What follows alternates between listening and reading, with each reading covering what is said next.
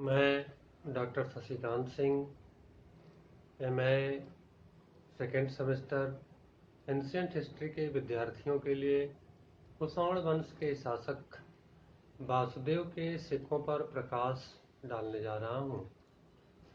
मेरे प्यारे छात्रों, आप लोगों ने पॉलिटिकल हिस्ट्री में पढ़ा होगा कि कुषाण साम्राज्य बैक्ट्रिया से लेकर बिहार तक विस्तृत था और इसकी दक्षिणी सीमा विंध्याचल पर्वत तक पहुंच गई थी। इस प्रकार से अपने चरमोत्कर्ष काल में कुषाणों ने एक बड़े साम्राज्य का निर्माण किया, लेकिन वासुदेव के समय तक आते आते यह साम्राज्य सिमट गया था, जो इस बात का संकेत है कि वासुदेव कनिष्क कुल का कुषाण वंश का अंतिम महान राजा था, जिसके शासनकाल तक आते आते कुषाण वंश की अवनति प्रारंभ हो गई थी। वासुदेव का शासनकाल 142 से 180 ईस्वी ज्ञात होता है। हमें इसके अभिलेख ब्राह्मी लिपि में मिलते हैं, जो इस बात की तरफ भी संकेत करते हैं कि पश्चिमोत्तर भारत इनके साम्राज्य से निकल गया था, क्योंकि वहां खरोष्ठी लिपि का प्रचलन था। इस प्रकार वासुदेव ने मथुरा को अपनी सत्ता का केंद्र बनाया और वहीं से अपने शासन का संचालन करता रहा। बैक्ट्रिया से लेकर गांधार तक का क्षेत्र इसके साम्राज्य से बाहर हो चुका था। हमें वासुदेव के कुछ सिक्के प्राप्त हुए हैं। हम सबसे पहले इन सिक्कों की विशेषताओं के बारे में चर्चा करना चाहेंगे। इसके सिक्के सोने और तांबे दो धातुओं में प्राप्त होते हैं, जो रूप, बनावट, आकार और वजन में हुविस्क और कनिष्क के सिक्कों के ही समान है। सिक्कों में बहुत अधिक विविधता तो नहीं पाई गई है, लेकिन ये सिक्के काफ़ी संख्या में पाए गए हैं। सिक्के हमें पंजाब से, उत्तर पश्चिमी भारत से, मथुरा से और पेशावर से प्राप्त हुए हैं। इन सिक्कों के अग्रभाग पर राजा लंबा टोप पहने हुए है। वह नुकीला कोट, पायजामा और पैरों में जूता धारण किए हुए अंकित है।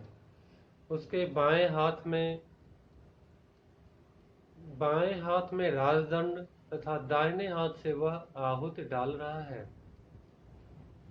हमें एक चीज जो सबसे महत्वपूर्ण और नई दिखाई देती है वासुदेव के सिक्कों पर, वह यह कि राजा के हाथ के नीचे राजा का नाम ब्राह्मी लिपि में लिखने की परंपरा लंबवत चल पड़ी थी और इस परंपरा को बाद के काल में गुप्तों ने भी अपने नामोल्लेख के लिए जारी किया, जो उन्होंने अपना नाम ब्राह्मी लिपि में लिखा।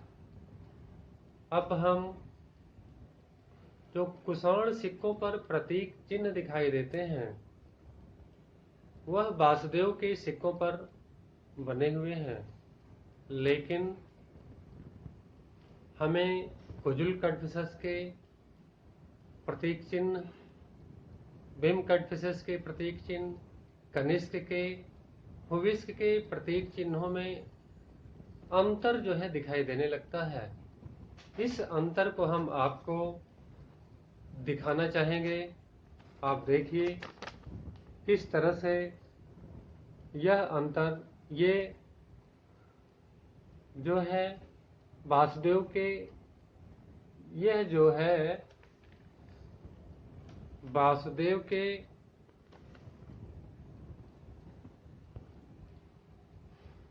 सिक्कों पर प्रतीक चिन्ह अंकित है और यह कनिष्क के काल तक के प्रतीक चिन्ह हैं। ये कुजुल्कटफिसिस का है, ये कनिष्क का है और ये हुविस्क का है और ये वासुदेव के प्रतीक चिन्ह हैं। किस तरह से देखिए, पहले एरो बना हुआ है, फिर यहाँ पर नीचे जो है रेखाओं में परिवर्तन हो गया है, यहाँ पर नीचे जो है गोला बना हुआ है और ऊपर जो है घुमावदार रेखाएं बनी हुई हैं। इसी तरह से हमें वासुदेव के सिक्कों पर भी अंतर के साथ ये प्रतीक चिन्ह दिखाई देते हैं। सिक्कों के अग्रभाग पर ग्रीक लिपि में लेख साओ नानो साओ वासुदेव कुषाणो अंकित है तथा पृष्ठभाग पर देवी का अंकन है और ग्रीक लिपि में नाम लिखा हुआ है। पर वासु शब्द अग्रभाग पर ब्राह्मी लिपि में लिखा हुआ है जो राजा का नाम है। हमें वासुदेव का एक विशिष्ट सिक्का प्राप्त हुआ है। विद्वानों ने ऐसा कहा है कि इस पर वासुदेव का अंकन है क्योंकि यह चतुर्भुज देवता का अंकन है और राजा के हाथ में शंख, चक्र और गदा है। राजा का चौथा हाथ उसकी कमर पर पड़ा हुआ है। हम यह हिंदू धर्म में देखते हैं कि यह प्रतीक चिन्ह वासुदेव या विष्णु से जुड़े हुए हैं। शंख, चक्र, गदा और पद्म। पद्म का अंकन इन सिक्कों पर नहीं हुआ है, लेकिन बाकी सारी तीन चीजें हमें दिखाई देते हैं। सिक्कों के पृष्ठभाग पर नंदी का अंकन है, वासुदेव का अंकन है, आर्दोक्षों का अंकन है और यह अंकन अलग अलग सिक्कों पर अलग अलग दिखाई देता है, लेकिन सबसे ज्यादा मात्रा में शिव और नंदी का अंकन सिक्कों पर हुआ है। कुछ सिक्कों पर राजा के पैरों के बीच में स्वास्तिक चिन्ह बना हुआ है। हमें शिव के अंकन में भी विविधता दिखाई देती है। कहीं शिव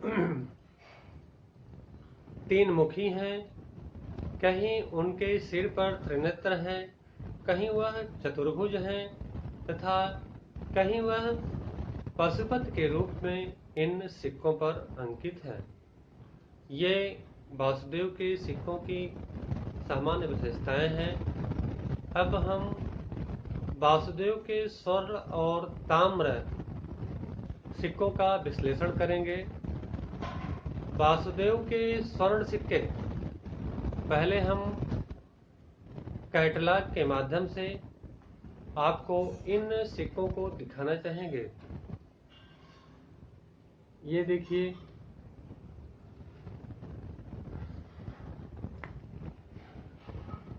तिरालीस और 44 जो चित्र हैं ये वासुदेव के सिक्कों के हैं। राजा के स्वर्ण सिक्कों पर अग्रभाग पर वह खड़ा है, एक हाथ देखिए आप नीचे लटक रहा है, वह वेदिका में आहुति डाल रहा है। राजा के हाथ में राजदंड है, नुकीला कोट यहाँ दिखाई दे रहा है, वह पायजामा पहने हैं और उसके हाथों में जूता है, ऊपर हेलमेट दिखाई दे रहा है। राजा के हाथ के नीचे ही ब्राह्मी लिपि में वासु शब्द अंकित है और यह वर्तुलाकार लेख ग्रीक लिपि में साओ नानो साओ वासुदेव कुषाणो अंकित है। पृष्ठभाग पर नना देवी का अंकन है। यह अपने हाथ में देवी खड़ी हैं, अपने हाथ में कार्नकोपिया अस्त्र ये लिए हैं और यह ग्रीक लिपि में नना लिखा हुआ है। यह पर्शियन देवी हैं जो प्रकृति की प्रकृति का प्रतिनिधित्व करती हैं। एक और सिक्का है जिसके अग्रभाग पर राजा का अंकन बिल्कुल वैसे ही है जैसे 43 नंबर के सिक्कों पर है, लेकिन पृष्ठभाग पर शिव का अंकन नंदी के साथ है। शिव जो है नंदी पर बैठे हुए हैं और यह ओइसो लिखा हुआ है। तो ये जब आप कैटलॉग देखेंगे तो कैटलॉग के माध्यम से आपको सिक्कों की बनावट और उसका अंकन, उस पर जो अंकन है वो आसानी से समझ में आ जाएगा। अब हम थोड़ा सा इन सिक्कों का विश्लेषण करेंगे।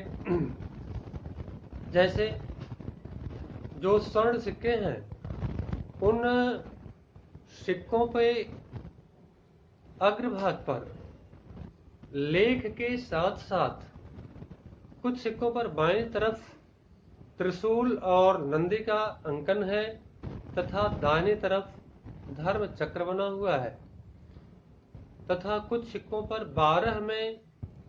12 की संख्या में बिंदु समूह हैं जो अलग अलग 2, 3, 4, 5 करके जो है इन अग्रभाग के सिक्कों पर अंकित है। स्वर्ण सिक्कों के पृष्ठभाग पर नना देवी, ओइसो जो शिव हैं तथा पर्शियन देवी आर्धोक्षो का अंकन है। आर्धोक्षो भाग्य की देवी हैं। तो इस तरह से अग्रभाग पर राजा का अंकन और पृष्ठभाग पर देवी देवताओं का अंकन किया गया है इन स्वर्ण सिक्कों पर। ताम्र सिक्कों पर राजा का अंकन बिल्कुल स्वर्ण सिक्कों जैसा ही है। अंतर क्या है? अंतर यहाँ पर जो लंबा लेख है साओ नानो साओ वासुदेव कुषाणो, वह नहीं है। केवल राजा का नाम बासु लिखा हुआ है और राजा के पैरों के बीच में बीम स शब्द अंकित है। पृष्ठभाग पर ओइसो आर्धोक्षो और सिंहासनारूढ़ देवी का अंकन है जो कार्नकोपिया लिए अंकित है और ग्रीक लिपि में देवी का नाम है। इस तरह से हम देखते हैं कि वासुदेव के सिक्के उन्हीं परंपराओं का पालन कर रहे हैं जो इसके पहले के कुषाण राजाओं ने जारी रखा अपने सिक्कों पर। इस प्रकार से वासुदेव के सिक्कों के द्वारा हम उसके सामाजिक जीवन के बारे में, राजनीतिक इतिहास, साम्राज्य विस्तार तथा धर्म के बारे में जानकारी प्राप्त कर सकते हैं। बहुत बहुत धन्यवाद।